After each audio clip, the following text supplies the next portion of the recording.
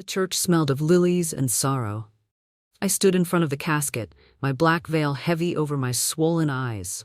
My husband, Daniel, was gone. People whispered behind me, giving me those pitiful looks I hated but couldn't escape. I tried to keep my dignity, holding my daughter's trembling hand, telling myself I had to be strong, for her, for myself. Then the doors slammed. A sharp sound cut through the silence, making every head turn. It was my sister, Melissa. She wasn't crying. She wasn't even dressed properly for a funeral. She walked straight down the aisle, heels clicking against the marble floor, and stopped right in front of me. Her lips curled in a half-smile that didn't belong in a place like this. And then, without hesitation, she pulled a boy forward. A teenage boy with Daniel's eyes. "This is Daniel's son," she announced, her voice echoing through the church. "My son. His son." The room erupted. Gasps, murmurs. My knees buckled as though the ground had been yanked from under me. I clutched my daughter's hand tighter, but she pulled away, confused, staring at the boy. The resemblance was undeniable. The curve of his jaw, the same dark hair. The way he looked down, embarrassed but not denying it. I couldn't breathe. My chest tightened. I wanted to scream, but the weight of 100 eyes pinned me down. Melissa wasn't finished. She pulled a folded document from her purse and held it high. "And here," she said, "is Daniel's will. He left everything to me and my son." The paper crackled as she waved it in the air, every syllable slicing me open in front of everyone I knew. I stood frozen, my world collapsing in slow motion, while whispers filled the holy walls. I tried to speak, but nothing came out. The humiliation was suffocating. At my husband's funeral, my sister had turned grief into spectacle, and I was her target. Tears burned my eyes, not just from the betrayal, but from the cruelty of it. This wasn't a private conversation. She wanted me crushed, broken in front of everyone. Melissa's eyes locked onto mine, cold, triumphant.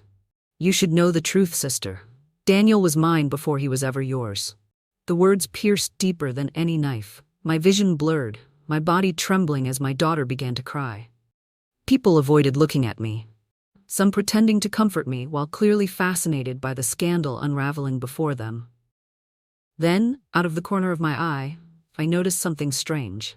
When Melissa unfolded the will, a small photograph slipped from between the pages and fell to the floor. I bent down, instinctively picking it up. It wasn't just a picture. It was Daniel, younger, standing beside Melissa, holding the very same boy as a baby. Daniel's arm was wrapped around her waist in a way that was far too intimate. My heart stopped. That photo was proof. Proof that this wasn't just an affair. It had been going on for years. I held the picture, my hands shaking, and for the first time, Melissa's confident smirk faltered. She hadn't meant for me to see that. Gasps echoed again as people realized what I was holding. My daughter clung to me now, terrified. And in that crushing moment, I whispered to myself, I thought I had lost everything. But this is only the beginning. My name is Claire.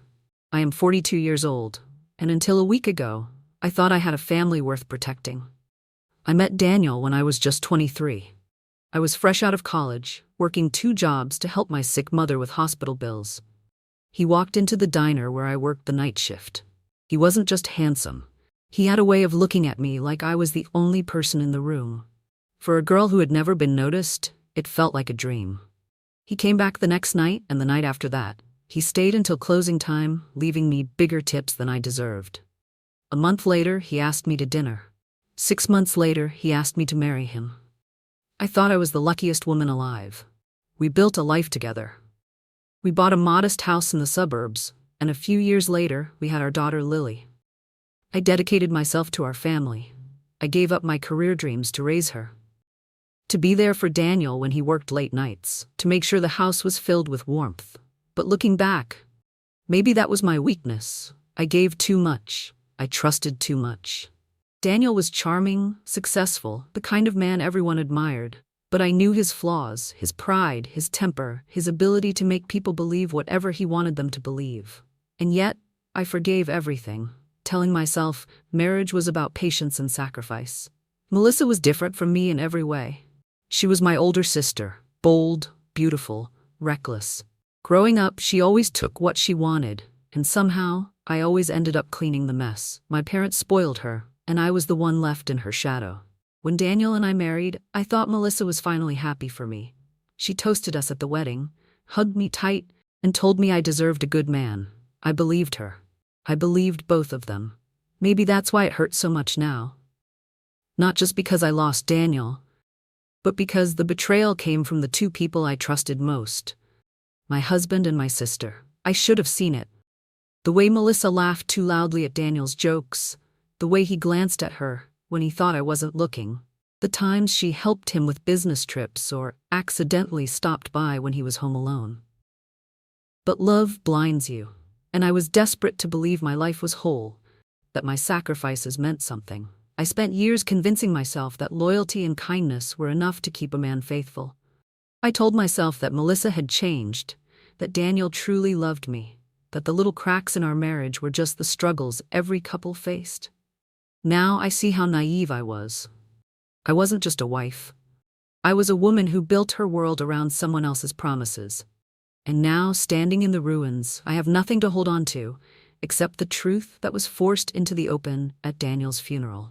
The world sees me as a widow, but I know the truth. My marriage had already been buried long before his body was lowered into the ground. After the funeral, the house didn't feel like mine anymore. The air was heavy with silence, and every corner whispered his name. The living room still smelled faintly of his cologne, and his coffee mug sat abandoned on the kitchen counter, as if he might walk in and pick it up any moment. But instead of Daniel, it was Melissa who invaded my space. She showed up the very next morning, uninvited, wearing a smug smile and carrying a folder in her manicured hands. My daughter, Lily, was upstairs, refusing to come down. I couldn't blame her. The humiliation at the funeral had already reached every ear in town, and my own sister was determined to rub salt in the wound. "Claire," she said, settling into Daniel's favorite armchair like it belonged to her. "We need to talk about the estate." I clenched my fists. "You've already humiliated me in front of everyone. Wasn't that enough?" Her laugh was sharp, cruel. "This isn't about you. It's about what Daniel wanted, and what he wanted was for his son to be taken care of." She placed the folder on the coffee table and slid it toward me. I hesitated before opening it. Inside was the will she had waved at the funeral, only this time I could actually read it. It was official. Daniel's signature was there, notarized, stating that in the event of his death, the majority of his assets, including the house, would go to his son, Michael, under Melissa's guardianship. My stomach churned. My hands trembled as I flipped the pages. There was barely anything left for me or Lily.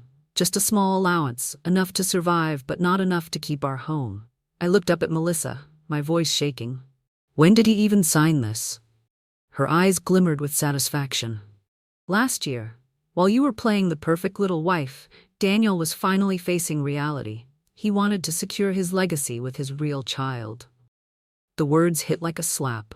I wanted to scream that Lily was his child too, but my throat closed up with rage. Melissa leaned closer. "Face it, Claire. You were never enough for him. You were just convenient. Now it's my turn." Her arrogance lit a fire in me. For the first time since the funeral, the numbness gave way to anger. I wasn't just grieving anymore. I was fighting for survival. But then something caught my attention. At the bottom of the will, in tiny print, was the name of the law firm. Harrison and Gold. Daniel had never mentioned them. For years we had always used a different family lawyer. Why would he suddenly change? That detail gnawed at me. My instincts told me there was something wrong, something Melissa wasn't saying. Before I could question her, Melissa stood and smoothed her dress. "The lawyer will contact you soon. Try not to embarrass yourself. It's over, Claire. Accept it." She walked out, leaving her perfume lingering like poison in the room. I sat there, staring at the will, my heart pounding. And then I remembered the photograph that had slipped from it at the funeral. I hadn't shown anyone. It was hidden in my dresser upstairs. The photo, the law firm, the sudden change in Daniel's behavior, all of it formed a knot in my chest. Something wasn't right. And deep inside, a quiet voice whispered, "Maybe this isn't the end. Maybe this is just the beginning of uncovering the truth." I used to think betrayal was a single moment, a sharp knife in the back. But with Melissa, betrayal was years in the making. After she left my house with the will, I couldn't stop replaying everything I knew about her, memories twisted into new shapes. The pieces I once ignored now burned with clarity. Melissa had always been selfish. But this was calculated. I remember when Daniel first started his construction company. Money was tight and we struggled. But somehow, Melissa was always around, dropping by with business advice, volunteering to make calls, even offering to help him meet with investors. At the time, I was grateful. She seemed supportive, and I believed she wanted Daniel's success for my sake. Now I see it differently. Every late-night meeting, every glass of wine they shared, every inside joke, I was blind. They weren't just building a company, they were building a secret. And then there was Michael. For years, Melissa claimed his father was some man who left her before the baby was born. She played the victim, and I pitied her. I babysat for her when she was struggling. Daniel even paid for Michael's school fees a few times, saying Melissa couldn't manage. I thought it was kindness, but now, knowing the truth, it feels like mockery. I raised my husband's child under my own roof without even realizing it. The betrayal wasn't just about sex. It was about trust, about family. Melissa had stolen from me in ways that couldn't be measured. My dignity, my marriage, my daughter's sense of security. And yet, she wasn't ashamed. At the funeral, in my living room, she looked proud, like she had finally won a long battle. I couldn't shake her last words, "You were never enough for him." They echoed in my mind like poison. She wanted me broken. She wanted me erased. But anger began to harden inside me. For the first time, I let myself admit the truth. Melissa had been competing with me our whole lives. When we were children, she stole my toys, my clothes, my friends. As teenagers, she stole the boy I liked. And as adults, she stole the man I loved most. She didn't just want Daniel. She wanted to prove that she could take whatever she wanted from me. And now, with the will in her hands, she wanted to take everything. My home, my stability, even my daughter's inheritance. The thought made me sick. That night, I couldn't sleep. I went upstairs, opened my dresser drawer, and pulled out the photograph I had hidden. Daniel, Melissa, and baby Michael, years ago. Daniel's hand around her waist, his face full of pride. It was undeniable.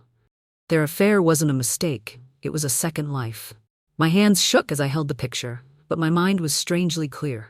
If Melissa thought she could destroy me, she was wrong. I wasn't just a grieving widow anymore.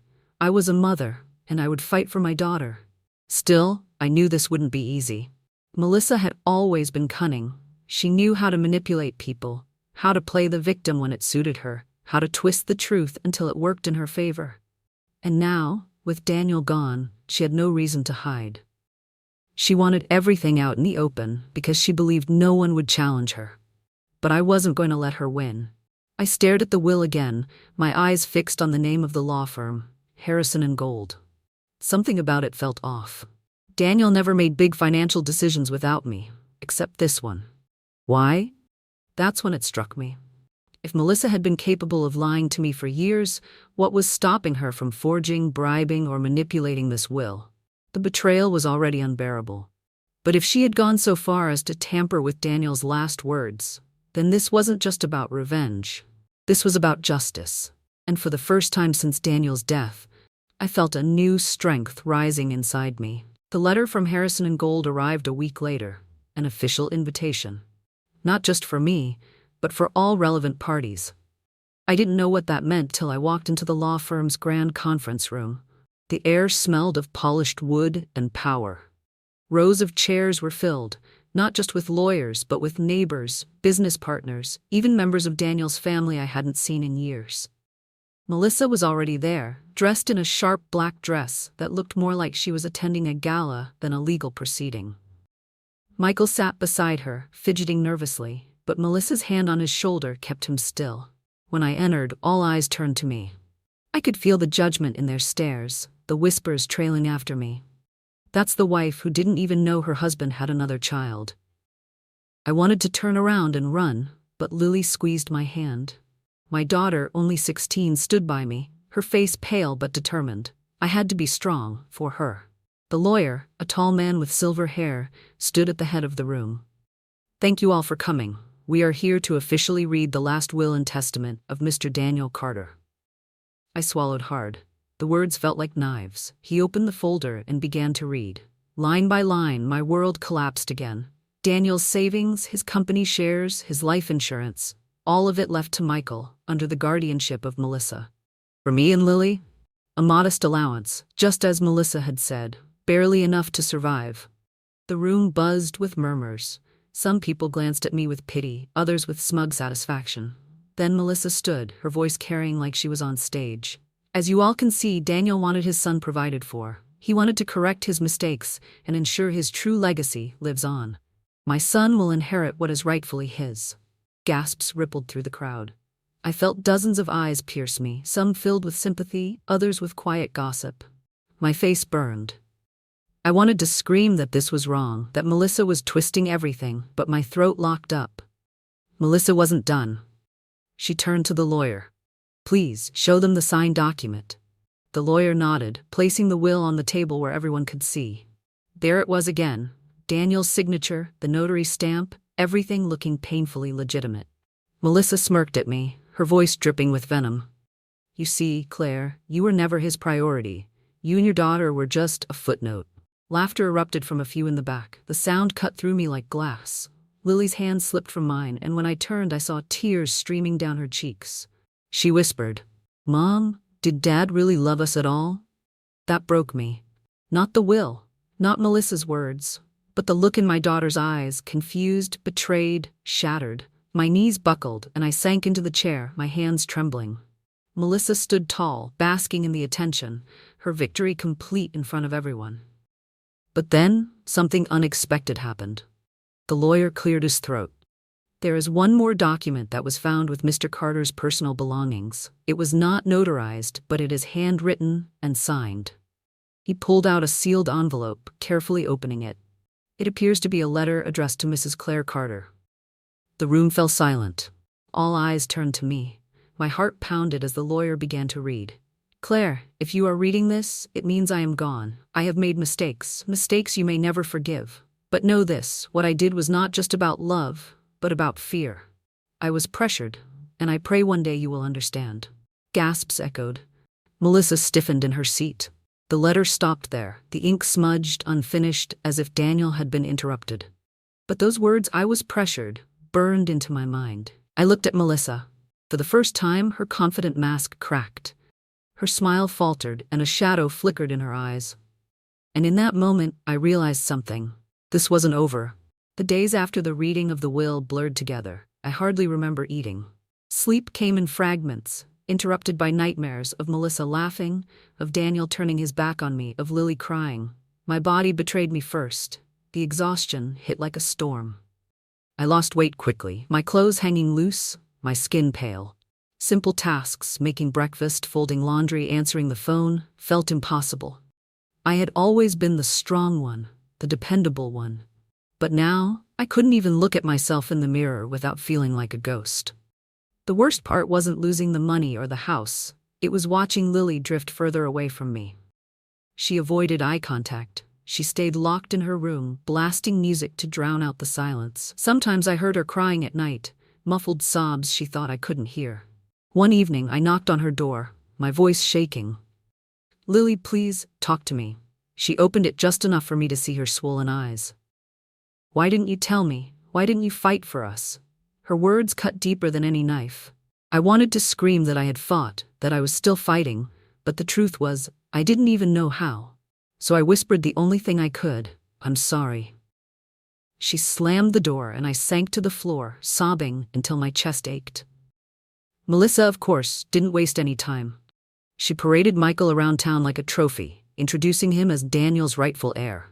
Photos of them appeared in the local paper. People whispered when I passed them on the street. Some pitied me. Others smirked, as if I had been a fool all along. The humiliation was relentless. One afternoon, I forced myself to go grocery shopping. I hadn't eaten properly in days, but I needed to keep the house stocked for Lily. As I stood in line, I overheard two women behind me whispering, "That's her, isn't it? The wife who lost everything. Imagine not even knowing your husband had another child. How pathetic." Their laughter sliced me open. My hands shook so badly I almost dropped the basket. I left without buying a thing, rushing to the car before the tears came. That night, I collapsed on the kitchen floor. My body felt heavy, my mind numb. I thought about Daniel, about the life I had given up for him and how easily it had been erased. For a terrifying moment, I wondered if it would be easier to just stop, to let the darkness swallow me, to disappear and leave the pain behind. But then I heard footsteps, Lily standing in the doorway, her eyes wide with fear. "Lan, are you okay?" Her voice pulled me back. I forced a weak smile, though my body trembled. "I'm fine, sweetheart." But I wasn't fine. Not even close. Still, seeing the fear in her eyes reminded me of one thing. If I gave up, she would be alone. Melissa would win, and maybe that was the first spark, the tiny ember buried under the ashes of my grief. As I lay in bed that night, staring at the ceiling, I remembered Daniel's unfinished letter. I was pressured. Those words replayed in my head, over and over. Who pressured him? Why? The thought stirred something inside me. A question. A possibility. And for the first time in weeks, instead of tears, I felt a flicker of determination. I couldn't let it go. Those 3 words haunted me. I was pressured. Who pressured Daniel? Why would a man so proud, so controlling, admit something like that? One morning, when Lily was at school, I gathered the strength to drive to Harrison and Gold. My hands trembled on the steering wheel, but determination kept me moving. The receptionist greeted me politely until I mentioned Daniel's name. Then her smile faltered, and she told me to wait. Minutes later, a young associate appeared, nervous, clutching a folder. "I'm sorry, Mrs. Carter," he said. "I can't discuss client details without authorization." I leaned forward, lowering my voice. "Authorization? My husband is dead. I am his wife. At least tell me why he changed law firms." The associate hesitated, glancing around. His voice dropped. "It wasn't Mr. Carter who came to us first. It was your sister, Melissa." My heart stopped. "Melissa?" He nodded quickly. "She scheduled the appointment. She insisted everything go through us." Mr. Carter seemed reluctant. I remember because it was unusual. He barely spoke during the meeting. She handled most of it. My hands tightened around my purse. My instincts had been right. Melissa wasn't just benefiting from the will, she had orchestrated it. I pressed further. "Did Daniel ever come back alone?" The associate shook his head. "Never. Always with her. And once I overheard him telling her he didn't want to sign. She told him he had no choice." No choice. Pressured. The pieces clicked together, sharp and painful. Melissa hadn't just seduced my husband. She had controlled him, manipulated him, maybe even threatened him into rewriting his will. I thanked the associate and left, my legs shaking. Outside, the autumn air felt colder than ever, but for the first time I felt clarity. Melissa's power over Daniel wasn't just emotional. She had leverage, something strong enough to make him betray me and his own daughter on paper. That night, I searched Daniel's study. I tore through drawers, files, even the hidden compartments he thought I didn't know about. And then I found it. A locked box, shoved in the back of the closet. The key was taped under his desk, a habit he had since college. When I opened the box, my breath caught. Inside were documents, bank statements, letters, photographs, and tucked between them was something that made my blood run cold. A check. Made out to Melissa. For $50,000. Signed by Daniel. Dated just 6 months ago, and attached to it a note in Daniel's handwriting. "Keep this quiet, or everything falls apart." My heart raced. What could she possibly have on him? What was he so desperate to hide that he'd pay her this much? I dug deeper. More papers. Another photo, this one of Daniel at a construction site, arguing with a man I didn't recognize. The man looked dangerous. Thick neck, tattoo on his hand. On the back of the photo, Daniel had scribbled one word: debt. I sat on the floor, surrounded by secrets, my head spinning. Melissa hadn't just stolen my husband, she had trapped him. And maybe he had tried to warn me in that unfinished letter. The betrayal was deeper than I had imagined, but so was the truth. Melissa wasn't just my enemy because of love. She was my enemy because she held something over Daniel's head, something powerful enough to destroy us all. And now I was holding the first pieces of proof. I didn't sleep that night. The documents from Daniel's locked box spread across the floor like puzzle pieces, taunting me. The check, the photo of the man with the tattoo, the note, "Keep this quiet." I kept asking myself what secret could be worth this much money. By morning, I was exhausted but restless. I decided to visit the construction company Daniel had left behind. His old office smelled of dust and paper, but it was the filing cabinets that drew my attention. I flipped through contracts and invoices until one name kept appearing: Victor Hale. My stomach dropped. That was the man in the photo. The contracts were vague: consulting fees, protection services, but the amounts were enormous, hundreds of thousands of dollars over the past 5 years. Protection services. It didn't take much to understand what that meant. Daniel had been paying off dangerous people, and somehow Melissa had gotten involved. As I packed the files into my bag, a voice startled me. "Mrs. Carter?" I spun around. A middle-aged man stood in the doorway holding a clipboard. "I'm sorry, I didn't mean to scare you. I used to work for your husband, name's Robert. I was his foreman." I hesitated, then asked quietly, "Did you know Victor Hale?" The man's face darkened. He lowered his voice. "Everyone knew him. He wasn't a consultant. He was muscle. Your husband got mixed up with the wrong people when the company was struggling. Victor made sure payments were collected, and that no one asked questions." I gripped the edge of the desk. "And Melissa?" Robert hesitated, glancing around before leaning closer. "She was always there. Sometimes more than your husband. People said she was the one really talking to Victor." A chill ran down my spine. Melissa hadn't just been Daniel's mistress. She had been his handler, his connection to men who could ruin him.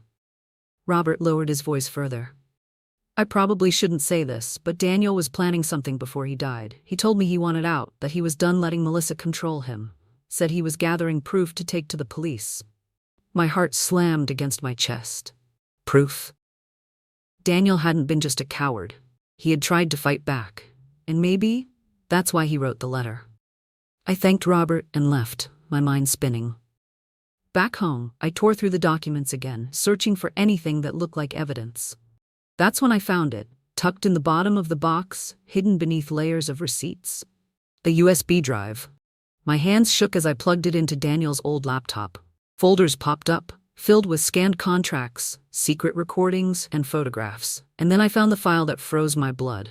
It was a video. Daniel, sitting at his desk looking exhausted, his eyes darting toward the door. His voice was low, urgent. "If something happens to me, Claire, know that I didn't want this. Melissa forced me. She has ties to Victor Hale, and if I didn't comply, she threatened to expose everything, my debts, the payments, even Michael. I couldn't risk losing the company, losing you, losing Lily. But I swear, I was planning to stop her.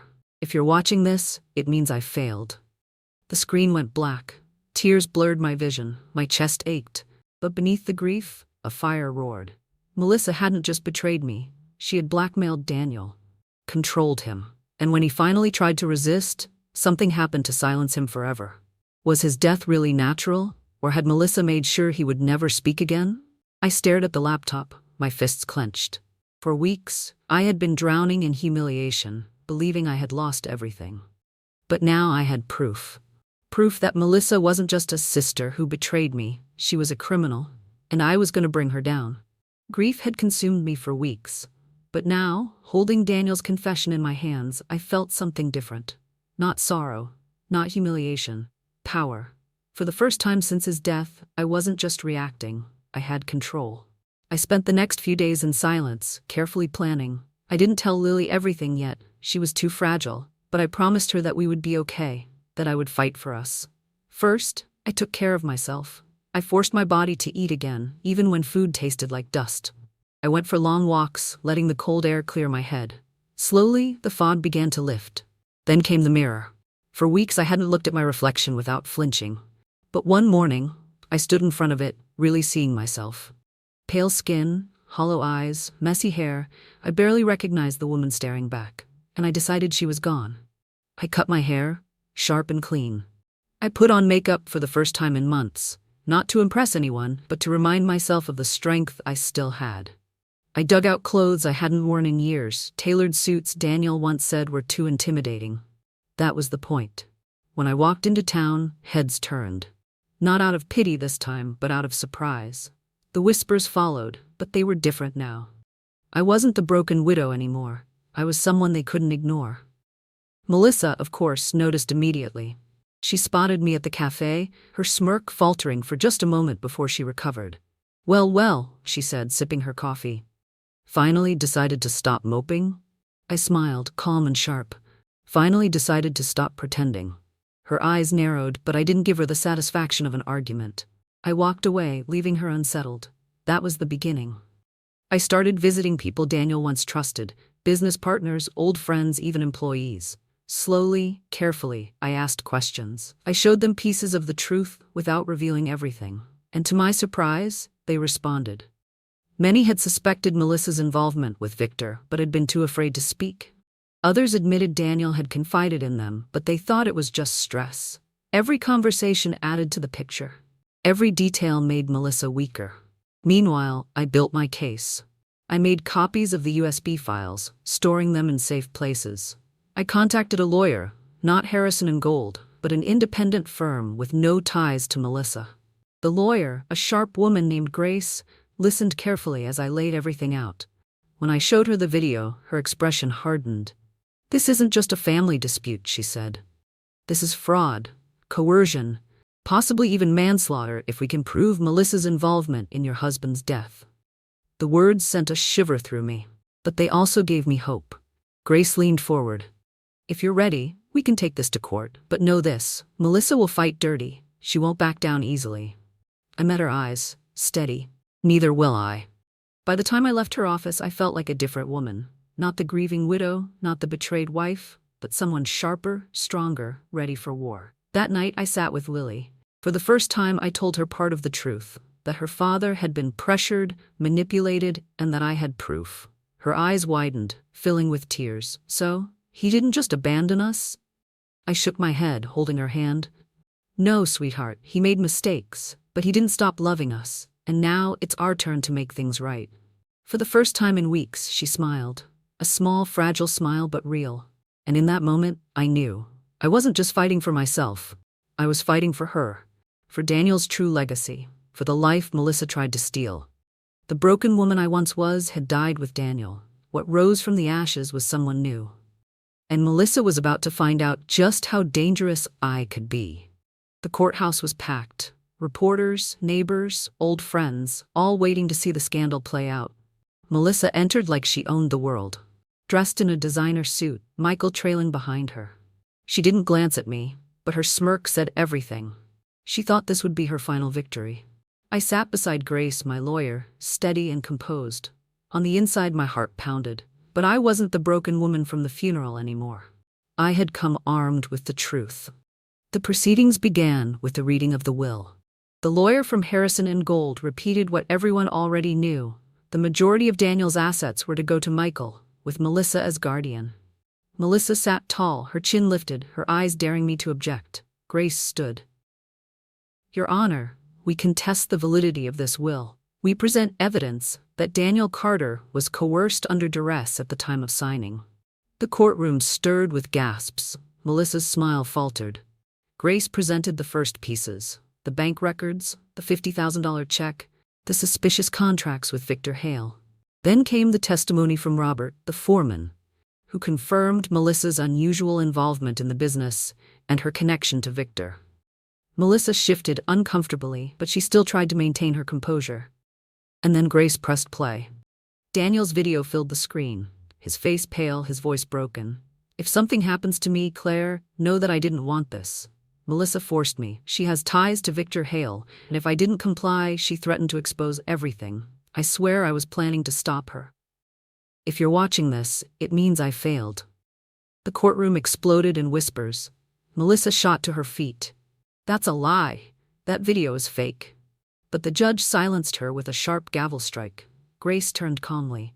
"We have verified the file's metadata. The video is authentic, and more than that, it matches the handwriting in Daniel's unfinished letter to his wife." I watched Melissa's mask crumble. Her face twisted with anger, desperation. She knew she was losing. The prosecution moved quickly.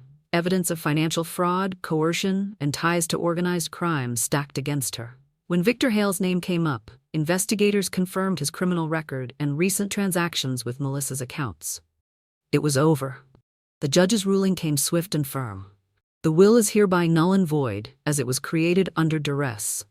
Daniel Carter's estate will revert to his legal heirs, his wife, Claire Carter, and his daughter, Lily Carter. Furthermore, given the evidence of fraud and coercion, Melissa Carter is remanded into custody, pending criminal charges. The gavel struck. Melissa screamed, "No, you can't do this to me." Security rushed forward, restraining her as she struggled, her perfect hair falling into chaos. Michael sat frozen, shame written across his young face. I didn't hate him. He was just a boy caught in the web of his mother's greed. But Melissa had destroyed everything, and now she would pay. As she was dragged out of the courtroom, our eyes met. For once there was no smirk, only fear. I exhaled, my body trembling. Grace squeezed my hand. "It's done." When I turned, Lily was there, tears streaming down her face, but this time they were tears of relief. She threw her arms around me, whispering, "You did it, Mom. You saved us."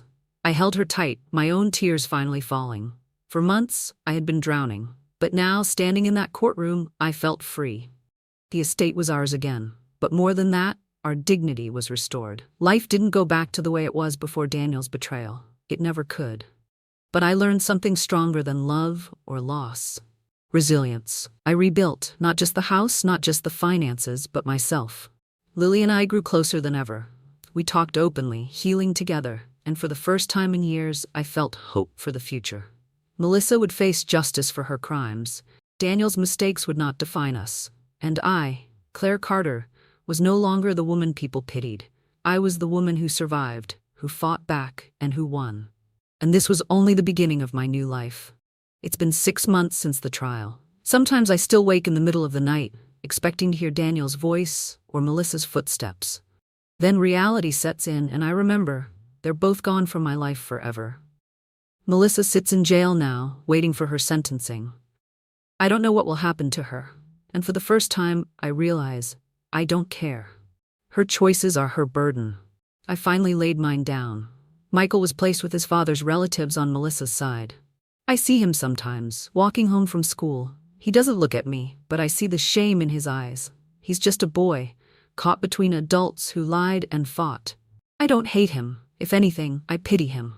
One day, maybe, he'll find a way to escape the shadow of his mother's sins. As for Lily, she has changed too. The anger she carried softened once she understood the truth. She laughs again, though not as freely as before. She studies harder, determined to build a future where no one can take her power away.